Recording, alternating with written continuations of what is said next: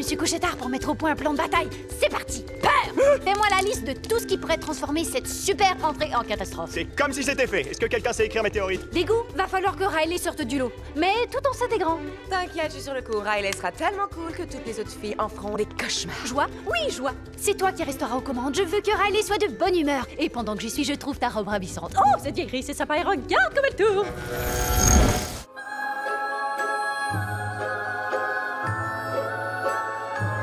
C'est votre première venue? It's your first time you've been to Cannes? Have you been before? I was here as part of the television festival a few years ago, but this is like that on steroids. Ah. Yeah, so it is not my first time in Cannes, but my first time with the film. In the film festival. Yes, the film festival, yes. And it's very exciting. It feels just like home. Ah oui? Ah oui? À ce point-là? No, it is the exact opposite of home. J'espère. Ça fait quel effet? What's it like, Charlotte Le Bon, to meet your joy, your American joy? Oui, c'est très agréable, d'autant plus It's really nice because I'm a big admirer. Et quand j'ai su que c'était And when I knew that she was doing the voice, m'a quand même foutu la pression. you know, it put a lot of pressure on me. But then I saw the film and I was really afraid. I thought, I'm never going to be able to do it like that. But you do it very well, Charlotte. I heard it. No, I'm very serious. So, Pete, Doctor, how do you choose the voices? Because, I mean, was it obvious that it was going to be Amy Poehler to be Joy? No, we first designed the characters, wrote the story, and then we hunted around for a long time. Mainly, Joy was really hard to write, and it wasn't until we hooked up with Amy that we really cracked it, I think. It was a tricky part. You have anything to say? I'm happy to hear it was so difficult, and I'm happy to hear it became easier when I was involved. Yeah, it was great. Jonas Riviera, qu'est-ce qu'il faut pour... Jonas Riviera, what do you need to have a good voice? What qualities do you need? How do you choose the voices for an animated film? What does it take to have a good voice for animation, for dubbing? To translate too. Yeah, thank you. I'll do everything. Merci Charlotte. I'm so Elle sorry. est magnifique cette Charlotte, je la remercierai jamais assez. To have a good voice, I mean, obviously there's so much goes into it, but I mean, I think with Amy, what we found was we just felt she was effortlessly charming and nice and happy, and we sort of fit the suit.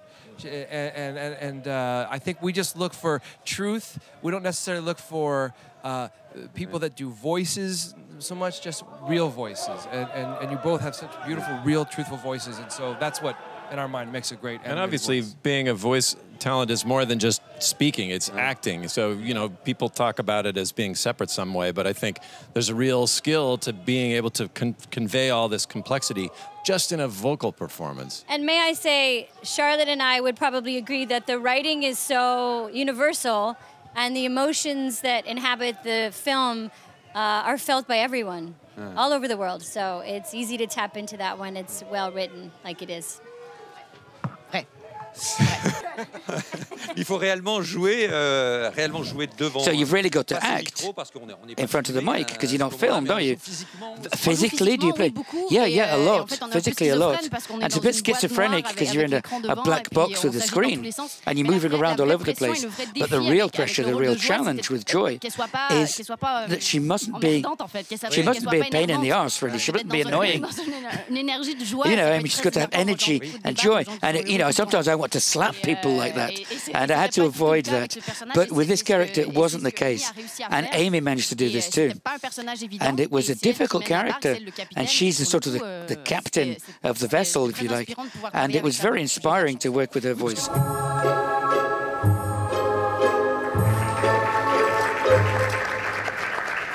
What it's like when you're approaching your own scripts from an acting perspective and what it's like when you're actually looking at other people's writing and approaching those roles. Thank you. Mindy? You know, when I was asked to do this movie, I'm not asked to do that many things. I think I'm very specific in the way that I look and talk and what I'm interested in. So I've resigned myself / know that I'm going to be writing my own work, which is fine for me. But so when this came about, it doesn't happen that often. I'm not an actress that goes on auditions a lot. And so when I was asked to do this, I mean, the script was amazing. I went up to Pixar and I cried. I mean, this is it was the first time I was meeting you guys, and they showed me the story, and I started weeping. And so they weren't too scared off by that, and then let me continue to work with them.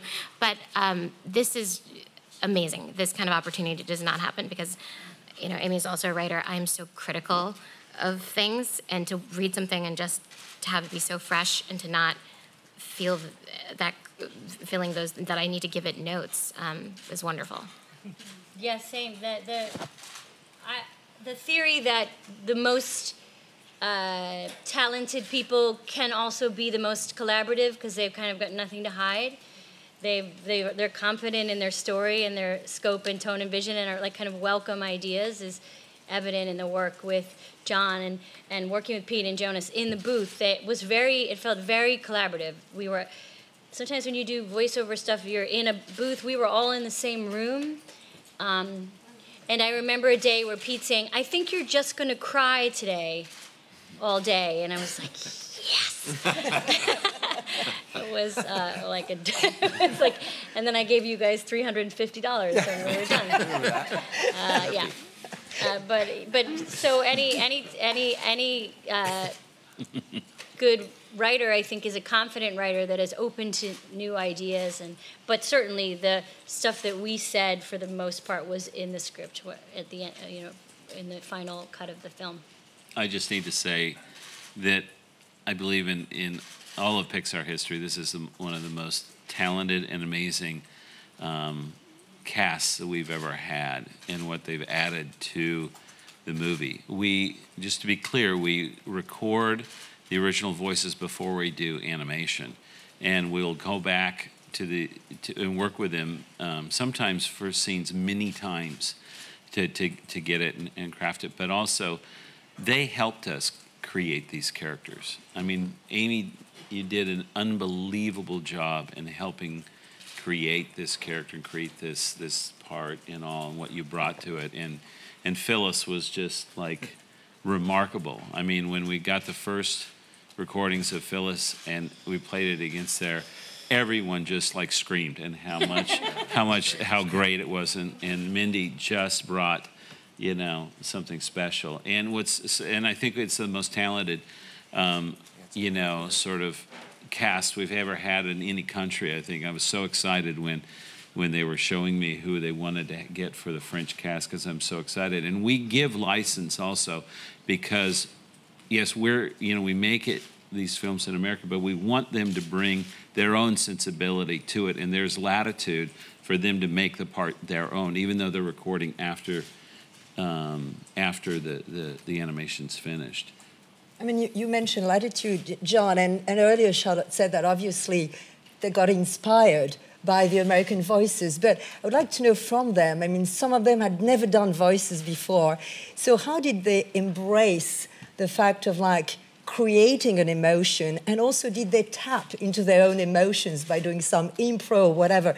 Voilà, John parlait justement effectivement de l'influence des voix américaines, mais aussi we were talking about the influence of the American voices and also what you contributed to the film yourselves. Some of you have never done animated films before. Did you plunge into your own emotions? Did you improvise? How, in fact, did you experience this? This indeed was the first time that I had been a voice in this way. I was fortunate to begin with a Pixar film. I had dreamt of it ever since Toy Story was produced. It also involves quite a lot of responsibility. I like the idea of these primary colors, these archaic emotions. I was fear, which preserves us from danger. Yet it has a tremendous scope for comedy. I was very fortunate, therefore, to be able to be fear. And then, of course, we draw inspiration from our own experience of fear, what makes us laugh when we're afraid. And as Charlotte said, we drew a lot on the characters and the screenplay. Charlotte, did you improvise a lot as well?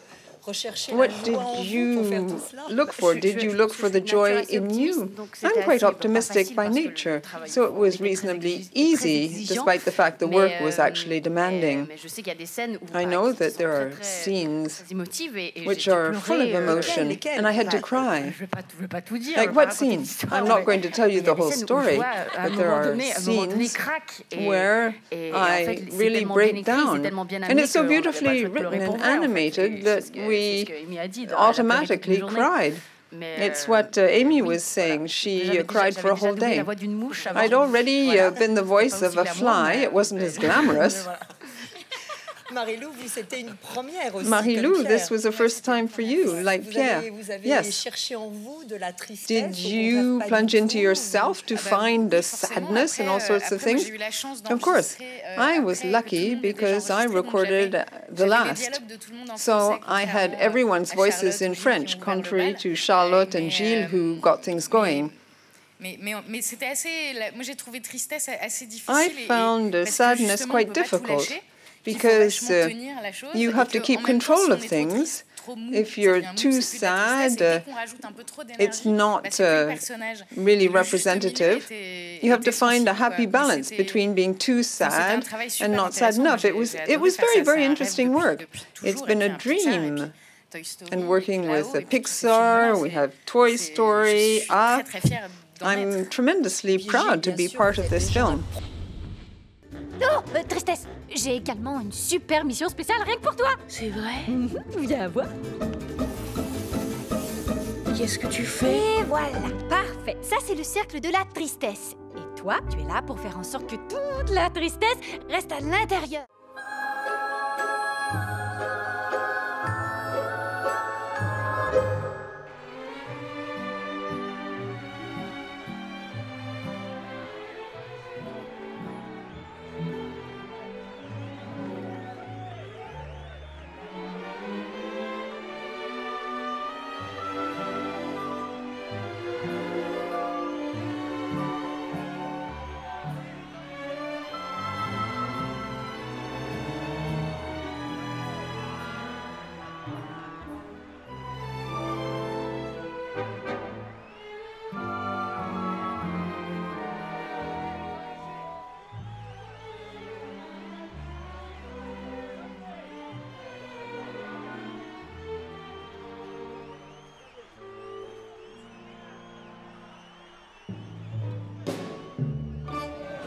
Comment ça va, monsieur?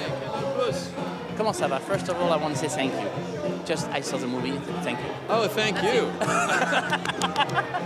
Thank you. How does it feel to show the movie here in Cannes? It's overwhelming. I can't believe it. I am at a loss for words. Okay, I'm going to ask you a very stupid question, but where did this idea come from? I mean, it's so genius. Why didn't I add it? Well, it came from watching my daughter grow up, and she was a very playful, active kid, and then she got to be a teenager. She was a little more laid back, and we wondered what's going on inside her head. So I pitched it to John Lasseter here. Careful, the boss is here. Yes, hi, very good. How are you? Good to see you. We love making movies no one's ever seen before. And I think what's so exciting about this idea is that it's something that's so familiar to everybody, but no one's ever seen it before. Everybody knows it's for them, right? It's for them. There's something there for them. And that's really, really hard to do, but it's worth it. If somebody comes, and says, you're going to do a Pixar film, what do you think? Well, it's a great honor, first of all. Very proud to have been chosen. And then you say, yes. So proud, responsibility, because you remember Up, which opened here, Toy Story. So, the past is so wonderful.